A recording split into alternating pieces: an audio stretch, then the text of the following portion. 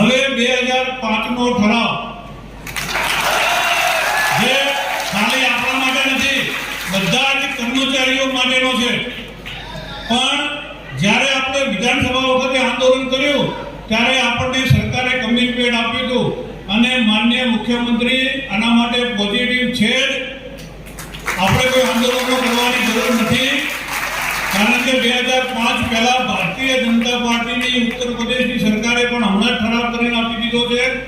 રાજસ્થાન, મધ્યપ્રદેશ આ બધી ભાજપની સરકારોએ ઠરાવ કરીને આપી દીધો છે.